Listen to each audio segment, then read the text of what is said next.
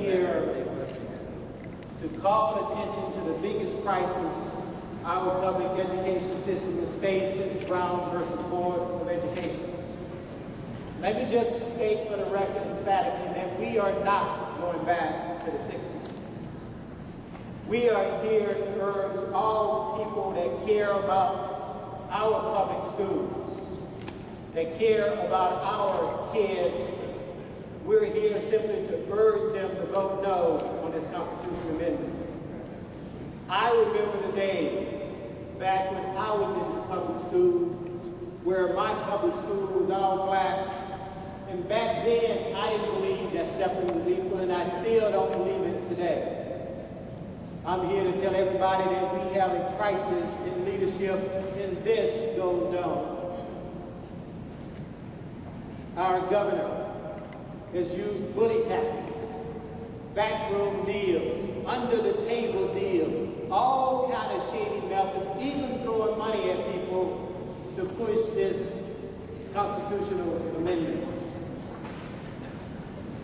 This governor has shown time and time again that he prefers power and money over what's best for public policy and public education.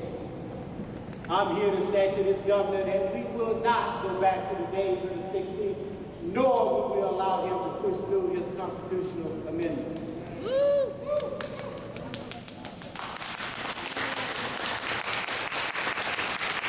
Let me just state for the record that we have a lot of experts here today that care about public education. As a matter of fact, when I look at what the governor has proposed and who on his staff is proposing this, I'm told that there's collectively about 3 years of experience on the governor's staff that's pushing this constitutional amendment. That means when my wife has worked in the school system for 5 years, wakes up in the morning and goes to work, she has more experience than the governor's office down here that's pushing this constitutional amendment. Let me give you some facts. We have 72 out of 180 school systems in this state that are operating in a deficit position. What is our governor's response? Simply take 2 charter schools, wake up in the morning, and you'll feel better. Right.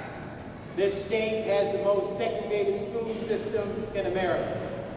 This state has cut over $6 billion from education during the last 2 Republican administrations.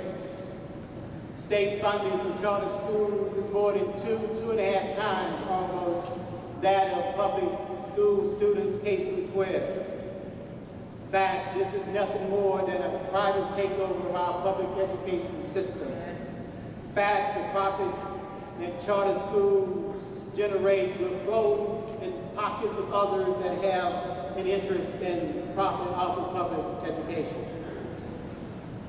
This amendment takes away control at the local level of our school system.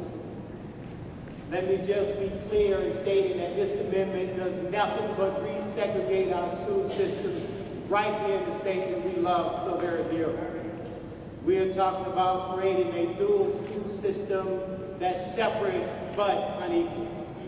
We got power, we got big money, and all of that equals to inadequate education for our kids. Another fact that we all should be aware of is that charter schools perform. They perform no better. And I like saying that word, no better, than public schools in our state, because there are some out there that will deceive as well as mislead. All right. I'm here today calling on all people of conscience and goodwill who care about our children, who care about public education, to stand with me in voting no on this constitutional amendment. I'm calling all of those to stand not just with me, but stand with Dr. Joseph Lowry. To stand with our state school superintendent, John Barge, who said, vote no on this constitutional amendment. I'm calling on all people out there to stand with our local school boards, to stand with our teachers, and to stand with all those school superintendents we have across the state that are the experts and have the knowledge of what it's like being in the classroom.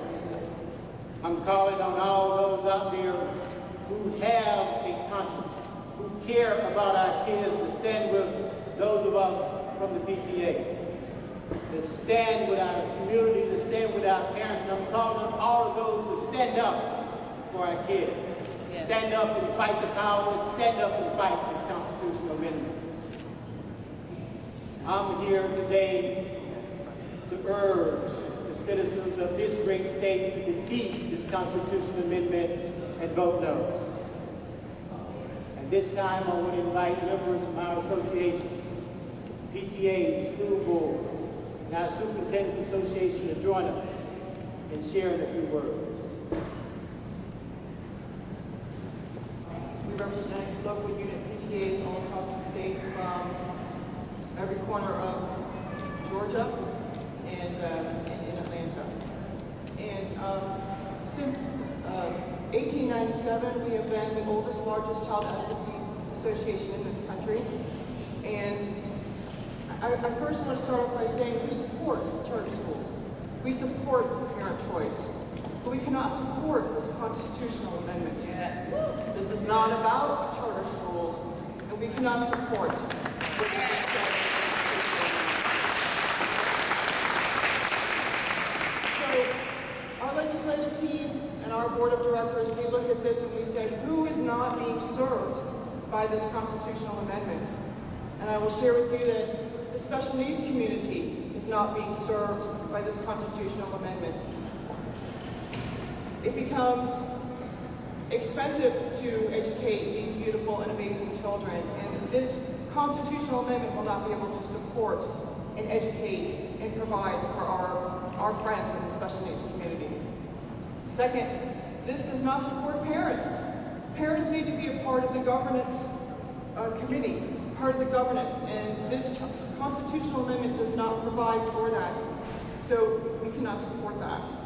Third, our schools have suffered loss in education cuts. We have had teacher furloughs. 121 school districts out of 180 are trying to answer the cuts. So how does it make sense where we are educating 1.6 million kids in our state and we're catering to a smaller group of people? I say no, we cannot support that. We're impressed and we support John Large, our state superintendent, who has done amazing things in our state with education. We have just recently, it just came out, the highest education in the country. We've got top standards, career pathways. Our kids are on the right path. We are here to support all of those efforts. We represent 300,000 members, K-12, 106 million students who need to be served, who all need to be served by what we do. This constitutional amendment does not serve all, and for that we say, vote no. We ask the PTA to stand up.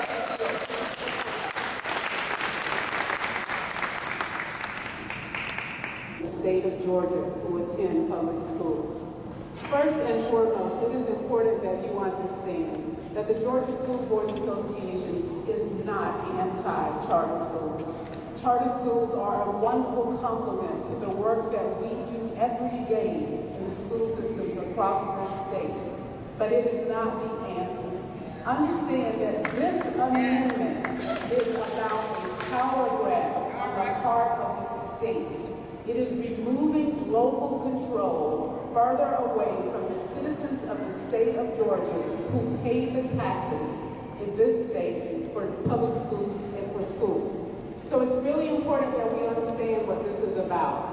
Over the past 6 years, over $10 billion have been moved away from public schools.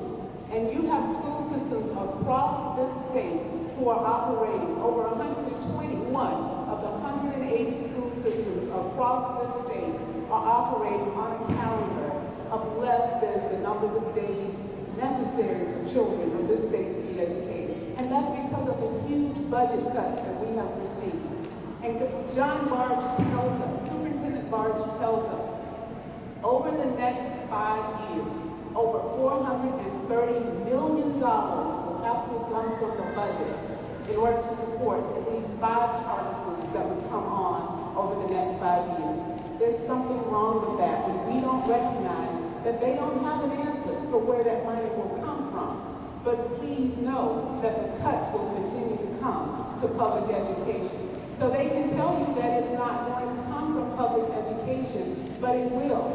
And when it does, and that $430 million becomes available, it won't be local school boards and the citizens who make the decisions about where that $430 million goes. It will be an independent body that is appointed, that will sit here, and that will make those decisions about that. An independent body, mind you, that will cost $1 million to this state to operate. That is a travesty of justice, and that is criminal, what they are proposing to do to the public students in public schools in the state of Georgia. So I support this coalition. I thank you for allowing this to happen. And I hope that citizens across the state will educate yourselves and not be fooled by the ballot question. The ballot question will have you believing that you are voting against apple pie motherhood. But please know that you are not. When you make that vote, please vote no, and know that you are voting for the children of this state, all of the children.